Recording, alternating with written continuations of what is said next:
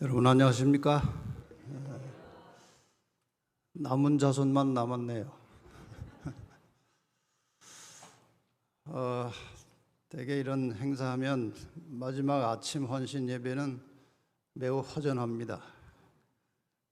그럼에도 불구하고 이 아침에 많은 분들이 함께 참여해서 마지막 헌신 말씀을 나누게 되어서 감사합니다.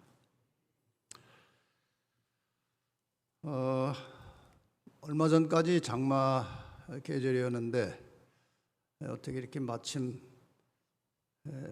충청 앞에 장막 부흥에 맞춰서 장마가 끝나고 좀 덥긴 했지만 비가 오지 않고 좋은 날씨 속에서 이 행사가 잘 진행돼서 참 하나님께 감사합니다.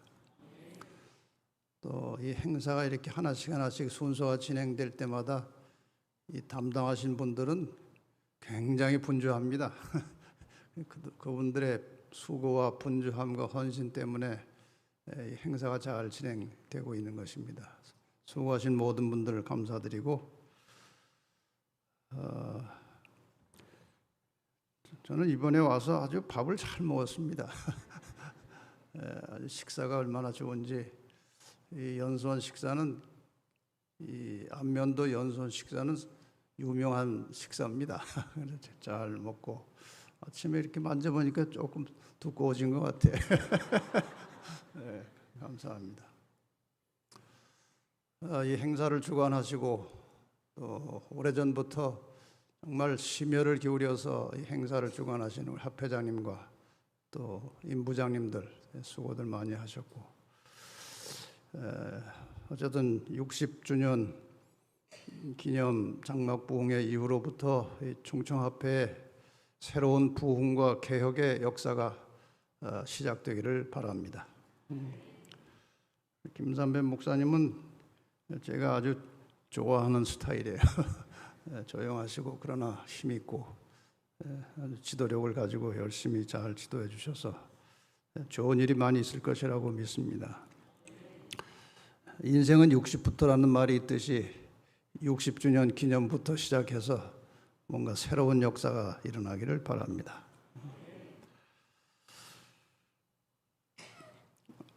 저는 늘 이렇게 말씀을 연구하고 말씀을 전하면서 살기 때문에 시시로 생각들이 나요. 어떨 때는 자다가 잠깐 깨는데 뭐 생각이 나는 게 있으면요, 제가 바로 서재에 가서 이렇게 메모를 해놓든지 적어놓고 들어와요. 왜냐하면 나중에 다 잊어버리니까요. 오늘도 아침에 일어났는데 뭐 생각이 갑자기 나는 거예요. 그래가지고 그거 정리하다가 조금 늦게 왔는데, 하나님께서 참 부족한 사람이지만 이 어둠의 시대에, 혼란의 시대에 조금이라도 하늘의 빛을 전하는 도구로 사용하시는 하나님의 은혜에 감사하는 마음으로 최선을 다해서 겸손한 모습으로 주의 말씀을 전하는 일에 최선을 다하겠습니다. 오늘 마지막 강의, 오직 성령의 충만함을 받으라.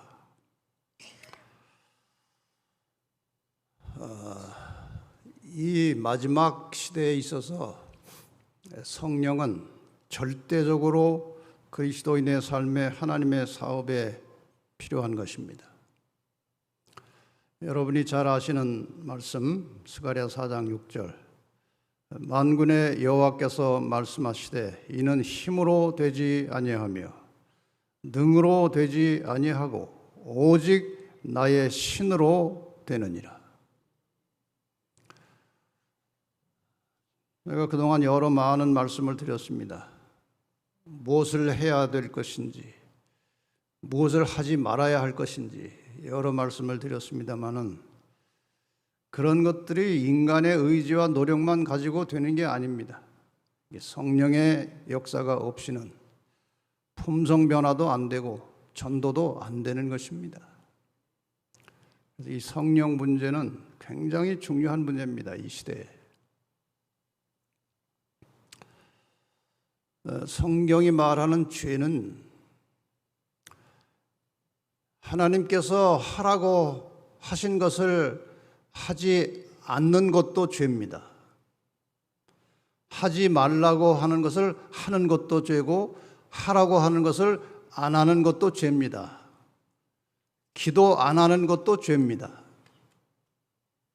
늘 우리가 이런 것들을 분별해서 하나님이 하라고 하신 것을 하고 하지 말라고 하신 것을 하지 않는 이런 모든 분별력과 의지력과 힘은 성령께서 깨우쳐 주시고 해주시는 것입니다. 이사야 32장 15절에도 필경이라는 말은 우리가 잘 안 쓰지만 마침내 어차피 결과적으로는 그 말이에요. 위에서부터 성신을 우리에게 부어주시리니 광야가 아름다운 밭이 되며 아름다운 밭을 삼림으로 여기게 되리라. 이 하나님의 사업을 마치는 이 거룩한 사역에 성령께서 하신다는 것입니다. 충청합회가 여러 가지 계획을 세우고 부흥을 원하고 새로운 시도를 하실 때 성령을 떠나서 그런 계획들이 세워지는 것이 아니고 성령의 지혜와 지도를 따라서 계획을 세우고 그 모든 일들이 성령의 능력 안에서 성취되고 이루어지기를 바랍니다. 우리 인간은 육이기 때문에 살다 보면 자꾸 인간적인 것들이 앞서게 돼요. 그것들을 제대로 잘 조정할 줄 아는 것이 믿음이고 신앙이에요. 요한복음 14장 26절에 보혜사 곧 아버지께서 내 이름으로 보내실 성령 그가 너희에게 모든 것을 가르치시고 내가 너희에게 말한 모든 것을 생각나게 하시리라. 성령께서 우리에게 무엇을 해야 될지를 가르쳐 주시고 하지 말아야 될 것을 알려주시고 그 다음에 그것을 실천할 수 있는 힘을 주십니다. 성령께서 그렇게 하십니다. 왜 이렇게 이 그리스도인의 삶에서 성령이 중요한 것인지에 대해서 좀 설명을 잠깐 드리겠습니다. 우리가 물과 성령으로 거듭난다는 말씀 많이 듣고 잘 알고 있습니다. 근데 죄인이 어떻게 해서 성령으로 다시 태어나는가? 이 원리를 좀 이해하시면 이 성령의 중요성을 더 깊이 좀 깨달을 수가 있습니다. 이 성경절을 여러분이 잘 아시죠? 로마서 10장 17절 그러므로 믿음은 들음에서 나며 들음은 그리스도의 말씀으로 말미암았느니라. 하나님의 말씀을 열심히 잘 듣다 보면 믿음이 서서히 생겨납니다. 믿음이라고 하는 것은 하나님의 말씀에 대한 믿음이에요. 그냥 감동적으로 감성적으로 그냥 믿는 것이 아니고 믿음은 하나님의 말씀에 대한 믿음이에요. 자, 여러분의 믿음을 한번 질문하겠습니다. 나의 죄를 대신하여 십자가에 피 흘려 돌아가신 예수 그리스도가 나를 구원하는 구원자요 나의 구주이심을 믿으십니까? 네.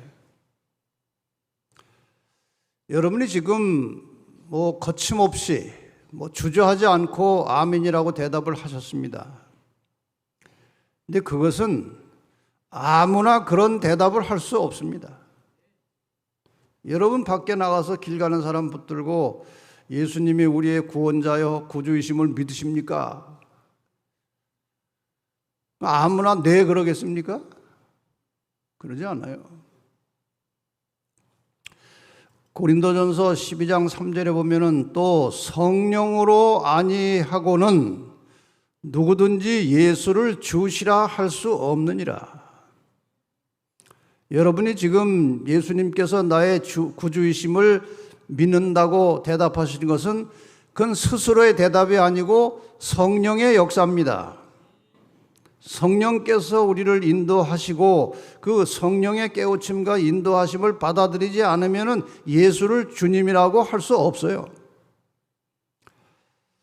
현대인의 번역에는 조금 더 확실하게 말씀을 하셨습니다. 그리고 성령님의 도움 없이는 아무도 예수님을 주님이라고 말할 수 없습니다.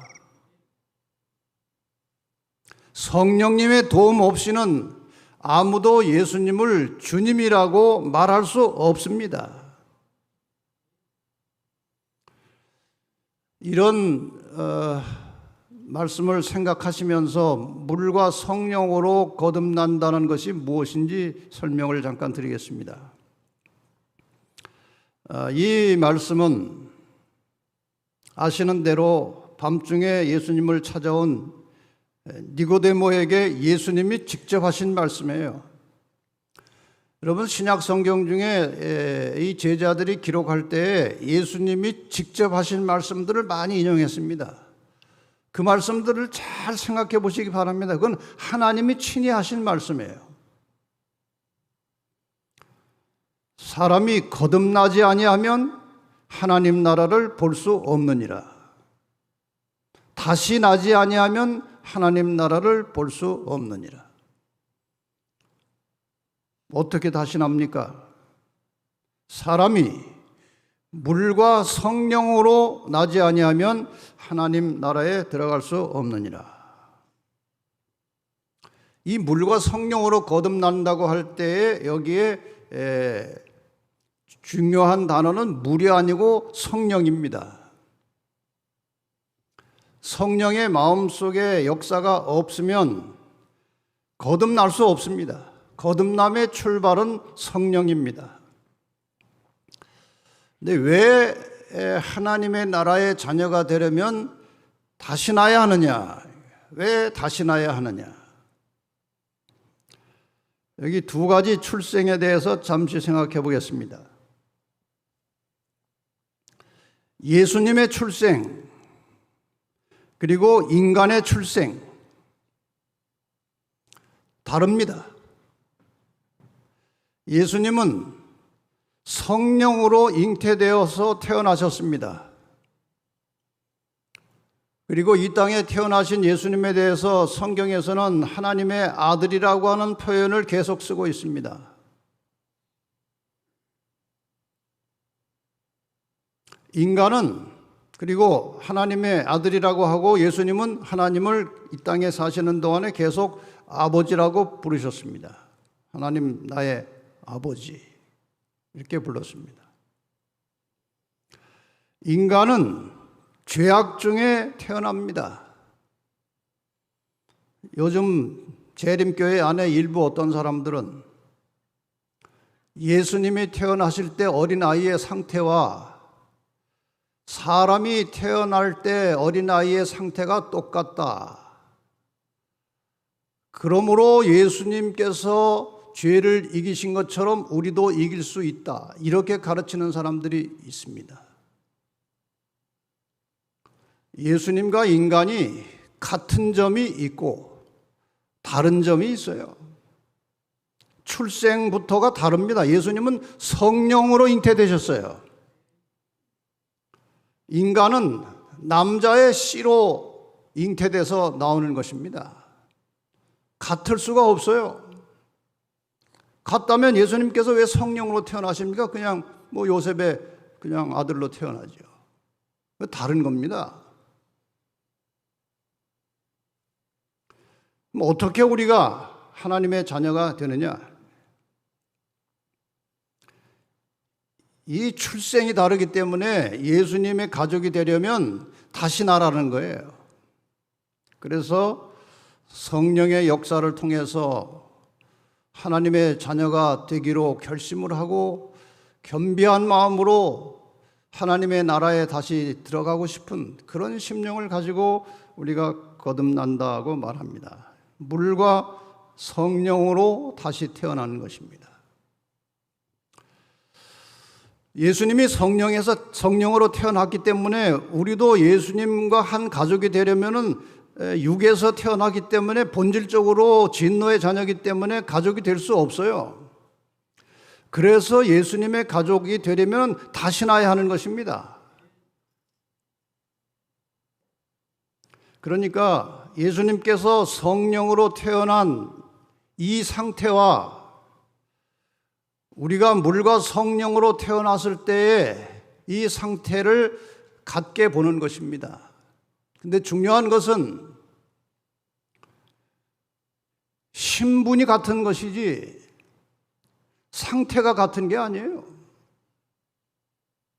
하나님의 아들, 하나님의 자녀라는 신분에 있어서 성령으로 다시 태어나기 때문에 예수님과 같은 것입니다.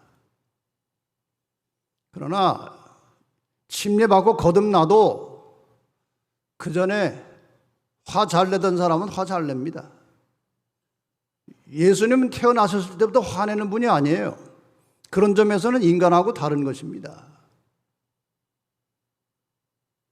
그러나 하나님께서 우리의 믿음을 보시고 우리를 의롭다고 칭하시고 하늘 가족이 되도록 특별히 우리에게 은혜를 주신 것입니다.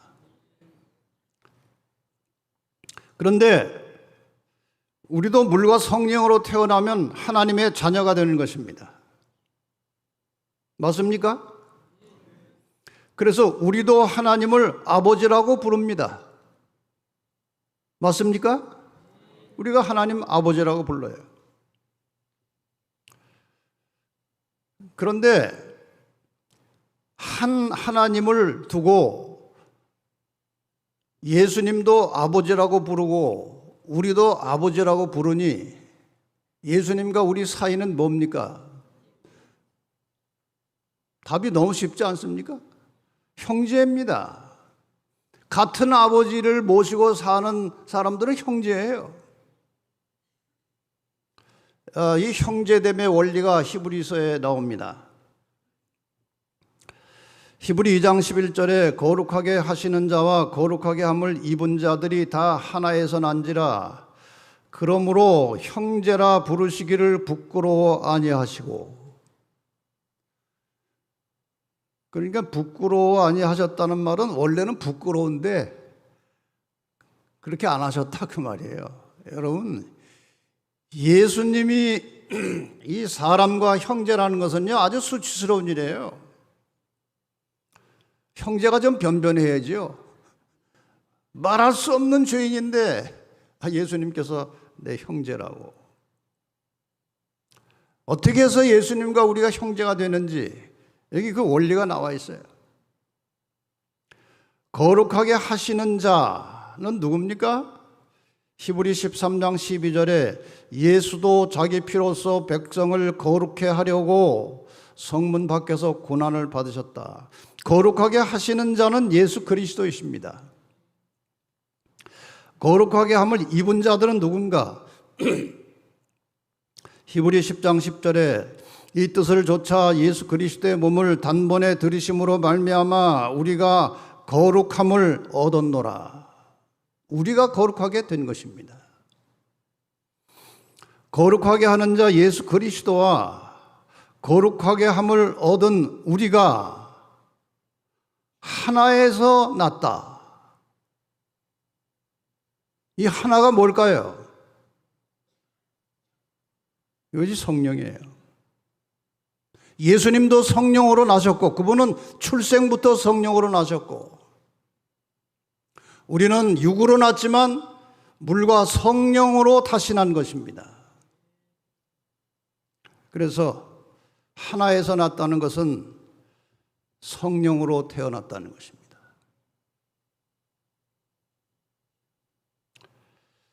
그래서 성령으로 태어난 그리스도인은 성령의 역사로 살아야 합니다. 성령으로 태어난 사람은 더 이상 육으로 살면 안 돼요. 혹시 연약한 인간성 때문에 육으로 기울어서 할지라도 즉시로 깨닫고 계속해서 영으로 살아가는 훈련을 연습을 하는 것입니다. 여기 이런 말씀이 있어요. 목사에게 보낸 권면에 나오는 말씀이에요. 우리의 경험 어느 지점에서도 우리의 첫 출발을 가능하게 했던 그 도우심이 없이 지낼 수 없다. 이 말씀을 그림으로 한번 그려보겠습니다. 우리는 다 죄 중에 태어납니다. 살다가 성령으로 거듭났습니다.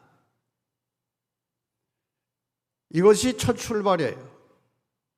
우리의 첫 출발을 가능하게 했던 그 도우심, 누구의 도우심이에요? 성령의 도우심이에요. 우리가 그리스도인으로서의 첫 출발은 성령으로 시작된 것이기 때문에 우리의 첫 출발을 가능하게 했던 그 도우심은 성령의 도우심이에요.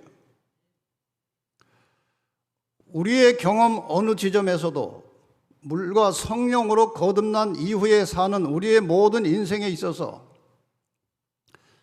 그 도우심, 성령의 도우심 없이는 살 수 없다는 말이에요. 그러니까 물과 성령으로 거듭난 이후에 모든 인생의 순간순간, 모든 과정마다 성령의 역사로 살아야 된다는 것입니다. 우리의 경험 어느 지점에서도 거듭난 이후에 어느 순간에도 성령의 능력으로 살아야 된다는 것입니다. 삶의 순간마다 성령의 능력으로 살아야 된다는 말씀 우리가 절대 잊어버리면 안 됩니다.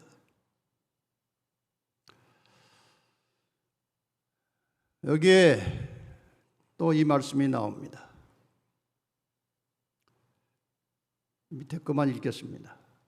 신령한 은혜가 시초에 필요하며 이 성령의 역사가 우리가 거듭날 때 필요하고 신령한 은혜가 전진하는 매 발걸음마다 필요하며 신령한 은혜만이 사업을 완성시킬 것이다.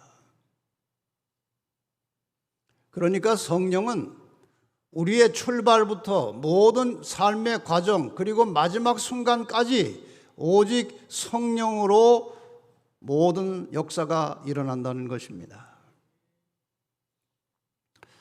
이렇게 해서 우리가 예수의 형제로서 살고 있는 것입니다.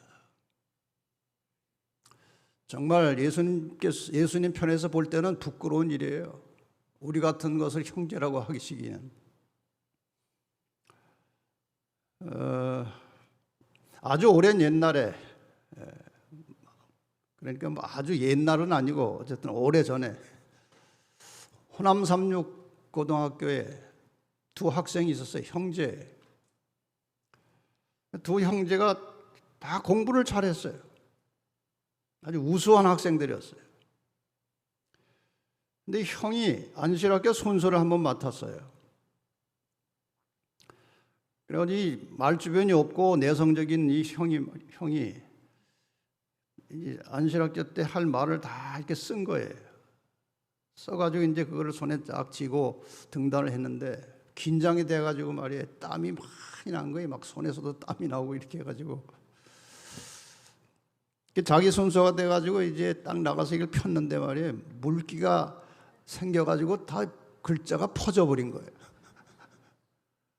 그래가지고 이게 글자가 잘 안 보이는 겁니다. 퍼져가지고. 그래가지고 아마 횡설수설했나 봐요. 그 밑에 동생이 앉아 있었어요. 얼마나 창피한지요. 형이 저러고 헤매고 있으니까. 그래가지고 끝난 다음에 동생이 쫓아와가지고요. 형, 앞으로 이 학교에서 날 동생이라고 하지 마라. 창피해서 못 살겠어. 같은 형제끼리도 재구실을 못하면 창피한 겁니다. 그 형이 바로 김기건 목사님이에요.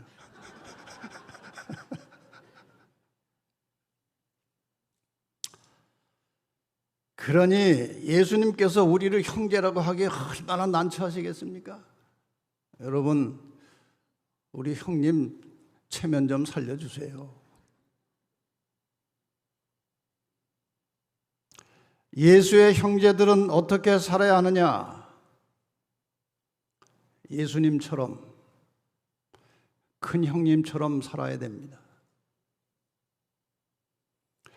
로마서 8장 29절에 보면은 하나님이 미리 아신 자들로 또한 그 아들의 형상을 본받게 하기 위하여 미리 정하셨으니 이는 그로 많은 형제 중에서 맏아들이 되게 하려 하심이니라.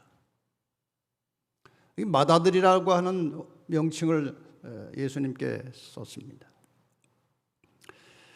우리 성경 조석에 보면 이 맏아들이라고 하는 표현은 구원받은 가족의 맏형으로서 그리스도의 위치를 가리킨다, 그렇게 되어 있어요.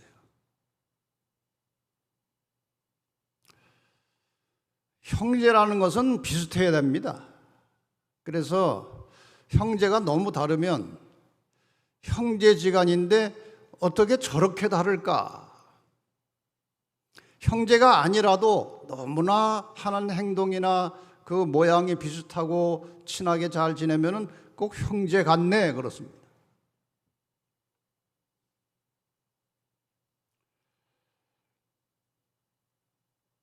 예수님은 눈에 보이지 않습니다. 오늘날 세상 사람들이 예수님을 볼 수 있는 유일한 방법은 예수의 형제를 보는 것입니다.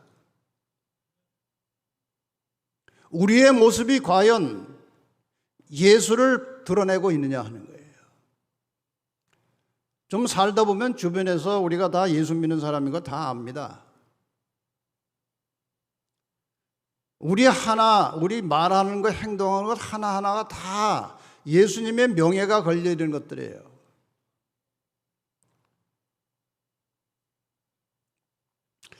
그래서 예수 믿는 사람들이 실수하면요, 다른 사람들이 실수하는 것하고는 사람들이 다르게 보는 거예요.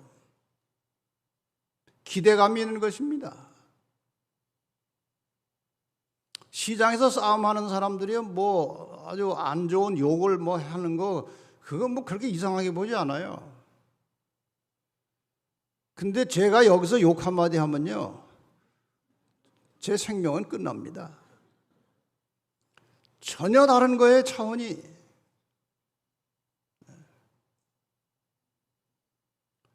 사기꾼한테 100만 원 사기당한 건요, 오랜 세월 지나면 다 잊어버려요. 근데 장로한테 10만 원 사기당하면요, 죽을 때까지 안 잊어버려요. 나중에 누가 교회 가자 그러면 교회 다닌 사람이 더 나쁘다 소리 반드시 합니다. 뭐 더 나쁠 리가 있겠어요? 사람이 다 그 사람이지. 자, 우리의 맏형 되시는 예수님은 어떻게 사셨느냐? 성경 말씀으로 쭉 설명을 드리겠습니다. 예수님께서 사탄에게 시험 받으실 때 여러분이 아시는 대로 기록되었으되 라는 말씀으로 사탄의 시험을 물리쳤습니다.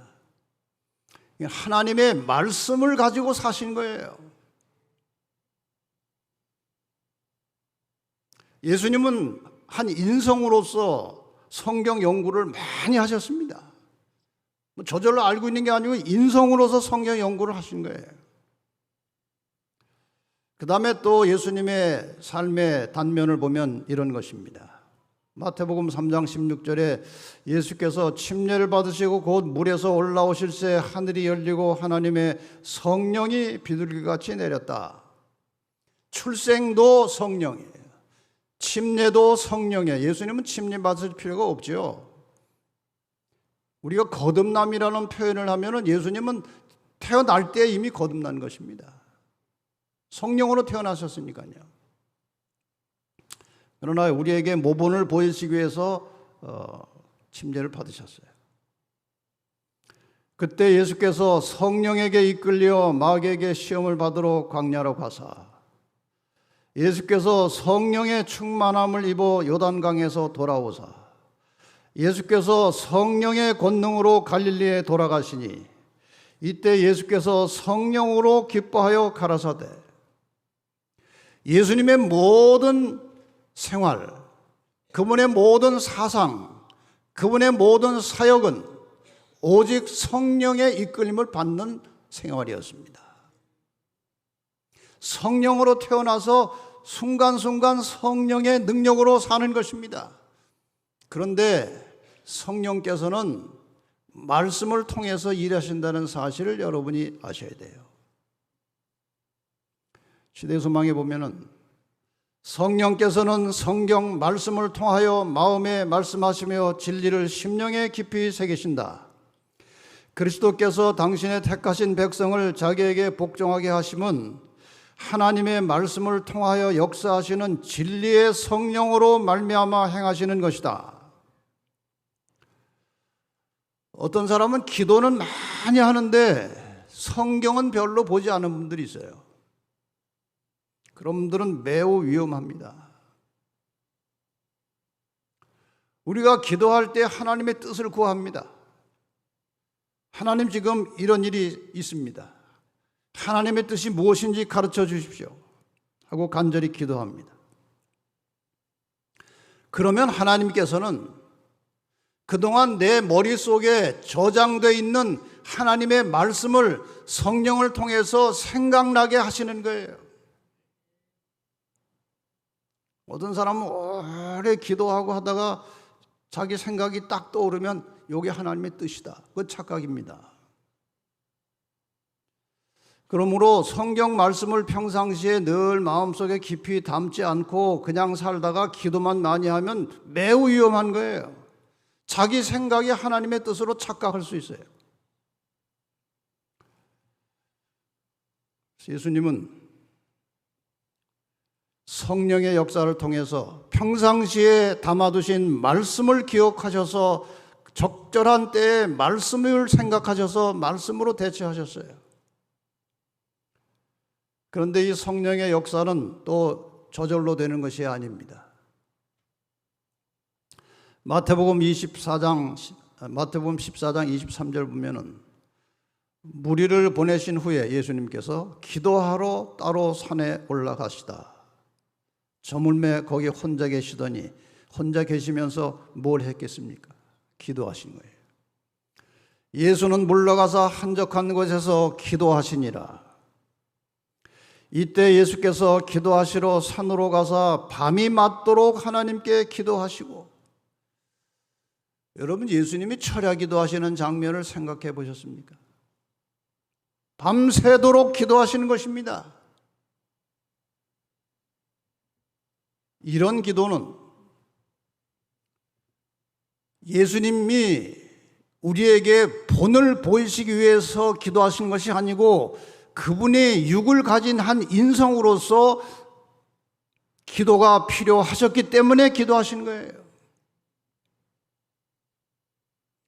예수님은 기도를 통해서 또 여러 가지 다양한 많은 기도를 들으셨겠지만 예수님의 기도의 상당 부분은 성령을 구하는 기도였습니다. 예수께서 나가서 습관을 좇아 감람산에 가서 무릎을 꿇고 기도하여, 예수님이 기도하시는 기사가 성경에 많이 나옵니다. 다시 말씀드리자면 예수님은 우리에게 단지 모본을 보이기 위해서 기도하신 것이 아니고 기도가 필요하셨기 때문에 기도하신 것입니다. 신물교훈에 이런 말씀이 있습니다. 그는 매일 아침 여러 시간 동안 아버지와 교통하심으로 하늘의 빛을 사람들에게 나누어 줄 준비를 하셨다. 그는 날마다 성령의 새로운 침례를 받으셨다. 날마다. 여기에 매일 아침 여러 시간 동안 기도하신 장면은 참 우리에게 감격적입니다. 긴 시간 기도하셨어요. 성령의 새로운 침례를 위해서. 주님께서는 매일 아침 이른 시간에 일어나셔서 다른 사람에게 나누어 주시기 위하여 자기의 심령과 입술에 은혜의 기름을 바르셨다. 여기 은혜의 기름이 바로 성령입니다. 예수님께서 아침에 일어나셔서 이른 아침에 그렇게 오랜 시간 동안 기도하신 목적은 이제 하루 종일 나가서 사람들에게 말씀을 전하고 병자를 고치고 하루 종일 남을 위해서 봉사하고 헌신하실 텐데, 그 다른 사람을 위해서 봉사하고 헌신하는 일에, 말씀을 가르치고 전하는 일에 성령의 능력이 절대적으로 필요했던 것입니다. 그래서 그 성령의 능력을 구하는 기도를 아침에 그렇게 간절하게 드리신 것입니다. 나중에 제가 다시 잠깐 말씀 올리겠습니다마는, 성령을 구할 때는요, 다른 사람의 유익을 위해서 구하는 것 굉장히 중요합니다. 이 성경과 여인의 신을 보면은 성령께서 우리에게 임하시고 역사하신 목적은 두 가지입니다. 하나는 복음 전도의 능력을 더하시는 것입니다. 또 한 가지는 품성의 변화를 이루어 주시는 것입니다. 그래서 우리가 늘 성령을 구하는 기도를 드리고 살아야 되는데, 성령을 구하는 기도를 들 때마다 하나님 아버지, 저의 이 모나고 거친 품성을 변화시켜 주셔서 다른 사람들에게 생명의 향기가 되게 해주시고 예수 그리스도의 이름을 높일 수 있는 그런 품성으로 저를 만들어 주십시오. 이렇게 기도하셔야 돼요. 오늘 제가 전도하러 나가고 사람들과 대화하면서 이렇게 말씀을 나눌 텐데, 그 말씀의 능력을 주시고 성령께서 역사하셔서 그 말씀을 통해서 다른 사람들이 구원받게 해주십시오. 이런 목적으로 성령을 구하라는 거예요.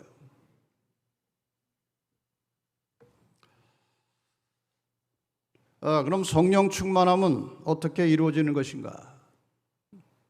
이 성령에 대해서 예수님께서 제자들에게 가르쳐 주시면서 누가복음 11장에 한 이야기를 하셨는데, 뭐 다 아시는 이야기지만 이 성령을 중심으로 해서 이 이야기를 우리가 다시 한번 생각해 볼 필요가 있어요. 밤늦게 한 친구가 찾아왔습니다. 근데 늦은 시간인데 저녁을 안 먹은 것 같아요. 그래서 어떻게 저녁을 좀 어떻게 준비해 줄까 그랬더니, 아주 친한 친구였는지 그냥 체면도 없이 좀 먹었으면 좋겠다 그러는 거예요. 근데 그날따라 이 집에 저녁에 남은 빵 다 먹고 없는 거예요, 아무것도. 근데 이 친구가 저녁 먹겠다고 하니 할 수 없이 이제 바깥으로 나갔어요. 나가서 이제 이웃집 대문을 두드렸습니다. 떡을 좀 빌리러 나간 거예요. 그 대문을 두드렸더니 안에서 답이 나오는데 자다가 깬 목소리예요. 그래서 다급해가지고, 내가 지금 밤늦게 친구가 찾아오는데 떡 좀 3덩이만 빌려주세요. 옆집에서 왔습니다. 그랬더니, 아이고, 이게 늦은 시간이고 애들하고 자꾸 다 침소에 누웠는데 무슨 이 시간에 떡을 어떻게 줍니까? 하는 걸 보니까 떡이 없는 건 아니고 있어요. 근데 다만 늦은 시간이라 귀찮다 그거예요. 근데 이 늦은 시간에 다른 데 또 갈 수도 없고 떡이 여기 있는 것이 확인이 됐으니까 이 친구가 물러나질 않는 거예요. 체면 불구하고 계속해서 문을 두드려 대는 거예요. 떡 좀 빌려달라고. 그랬더니 떡을 안 빌려줬다가는 잠을 못 잘 것 같아. 얼마나 야단법석인지 말이에요. 그래서 아주 간절하게 이렇게 떡을 달라고 하니까 귀찮아서라도 떡을 빌려줬어요. 이 이야기를 하신 다음에 예수님께서 이렇게 말씀하십니다. 내가 너에게 말하노니 비록 벗됨을 인하여서는 일어나 주지 아니할지라도 그 강청함을 인하여 일어나 그 소용대로 주리라. 친구라서 준 게 아니고 뭐 때문에 줬어요?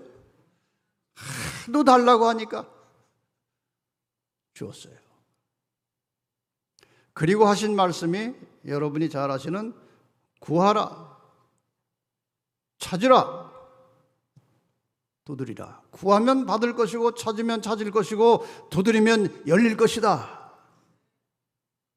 이걸 가르쳐 주셨어요.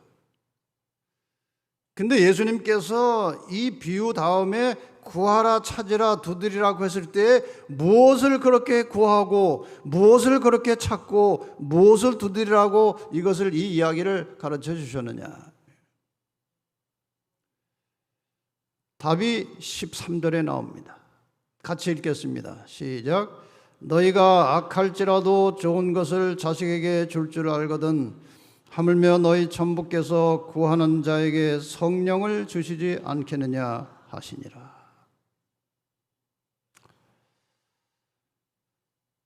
저는 한동안 이 성경을 공부하고 이렇게 보면서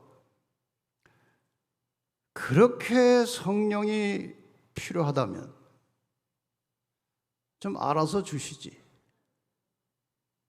이렇게 간절히 구해야 주시나? 좀 알아서 주시면 안 될까? 그런 생각을 얼핏 했었습니다. 근데 별 필요성도 못 느끼는 사람에게 하나님이 알아서 성령을 주신다면 어떤 일이 벌어질까요? 이 성령의 역사가 시작되면 굉장한 일들이 벌어집니다. 영혼 구원이 잘 되고 품성이 변화되고 참 이 성령의 역사를 통해서 놀라운 일들이 벌어져요. 근데 자기가 간절히 구하지도 않았는데 어느 날 그런 일이 생기면 말이에요. 사람 망칩니다. 자기 잘난 줄 알고. 야, 나는 지금 1년에 3명, 1년에 지금 5명을 인도했는데 저 장로님은 어떻게 한 사람도 인도를 못하지? 나는 이렇게 참 마음이 편안하고 온유한데 저 목사는 왜 저렇게 맨날 불안하지? 그 사람 망쳐요. 그래서 아무에게나 성령을 주시지 않은 것입니다. 정말 성령의 역사가 절실하게 간절하게 필요해서 하나님께 예수님처럼 그 성령의 역사를 구해서 그 성령의 결과와 열매가 나타났을 때 그 모든 결과에 대한 영광을 100% 하나님께 돌릴 수 있도록 준비된 심령의 성령이 오시는 거예요. 그래서 기도하라는 거예요. 아까 말씀드린 원리를 다시 한번 말씀드립니다. 집 주인은 자기 먹을 떡을 구한 게 아니에요. 친구에게 주기 위해서 떡을 구한 것입니다. 마찬가지로 우리가 성령을 구할 때는 나누어 주기 위해서 구하라고 하는 것입니다. 다른 사람을 위해서 아주 헌신적으로 봉사하기 위해서 성령을 구하라는 거예요. 성령의 역사를 통해서 내 품성이 바뀌고 이 변화된 품성으로 다른 사람들에게 그리스도인의 아름다운 생명의 향기가 되도록 기도하라는 거예요. 자기의 영광을 추구하는 것이 아니에요.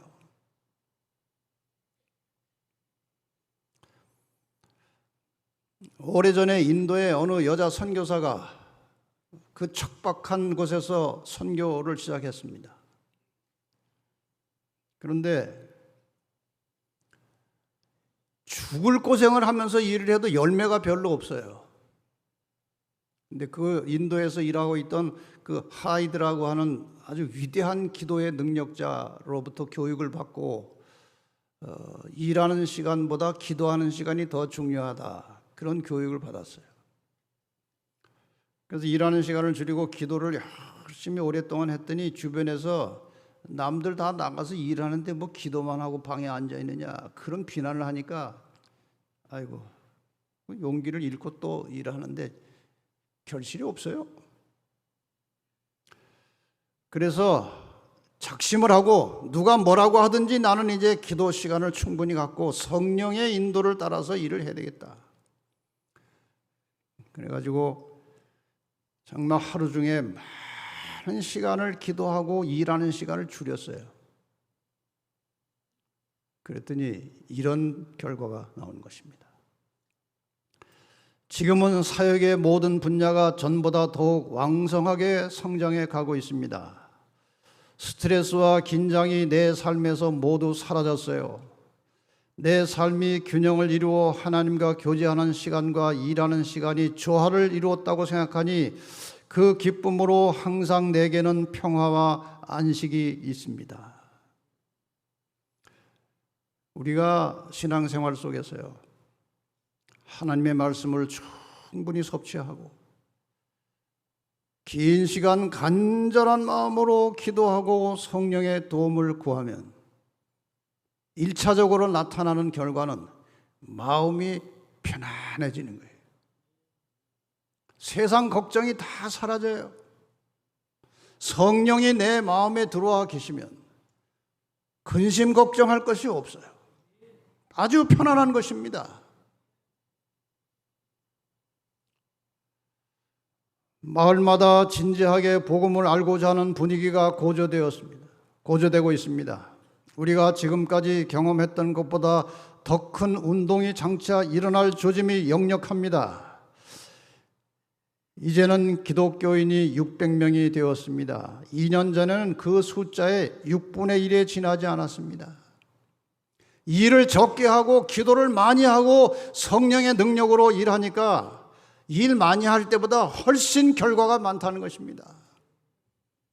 이 충청합회가 또 이 충청합회 성도들이 개인적으로 영적으로 부흥하고 뭔가 새로운 놀라운 열매와 결과를 얻기를 원한다면 일하는 시간보다 기도하는 시간에 더 많이 관심을 두시기를 바랍니다.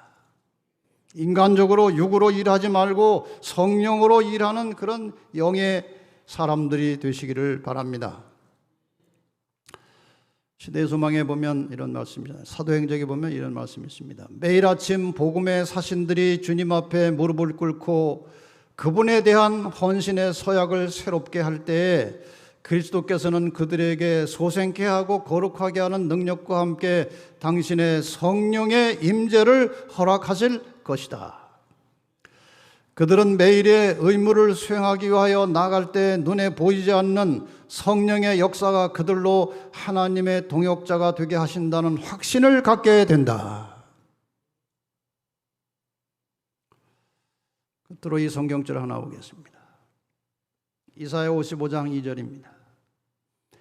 너희가 어찌하여 양식 아닌 것을 위하여 은을 달아주며 배부르게 못할 것을 위하여 수고하느냐. 쉬운 말로 하면 왜 헛수고하느냐 그겁니다. 애쓰고 힘쓰고 돈 쓰고 신경 쓰고 온갖 것을 다 들어붓는데 남는 게 뭐냐 이거예요. 왜 헛수고하느냐 이거예요. 여러분이 개인적인 신앙에서나 교회에서나 혹은 합회적으로 이런저런 활동하는 거 필요하고 해야 됩니다. 그러나 그 모든 활동 속에 기도가 부족하다면, 성령의 역사가 결여되어 있다면 그 열매는 하나님이 원하시는 열매가 아닌 것입니다. 헛수고하는 것입니다. 그래서 오늘날 이 교회의 상태는 개인적으로나 교회적으로나 기관 모두 합쳐서 그렇게 힘쓰고 애쓰고 공들이고 하는 거에 비해서 열매가 별로 없어요.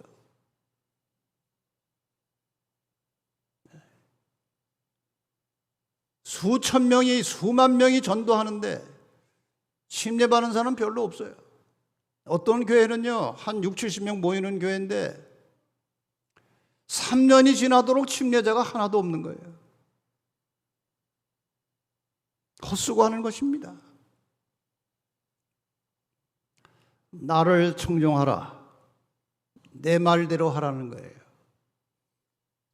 이 속에 많은 의미가 있겠지만 하나님께서는 우리가 육으로 살거나 육으로 일하지 아니하고 성령으로 일하며 살기를 원하십니다. 이 하나님의 말씀을 청종하라는 것입니다. 그리하면 너희가 좋은 것을 먹을 것이며 너희 마음이 기름진 것으로 즐거움을 얻으리라. 이 충청 앞에 모든 성도들, 교회들 합해 전체가 다 이제후로는 모든 일을 할 때마다 기도와 성령의 역사로 하나님의 사역을 이루어가는 영적인 합해, 영적인 교회, 영적인 성도들이 되시기를 바랍니다. 에베소 5장 18절 말씀, 오직 성령의 충만을 받으라. 말씀 마치겠습니다.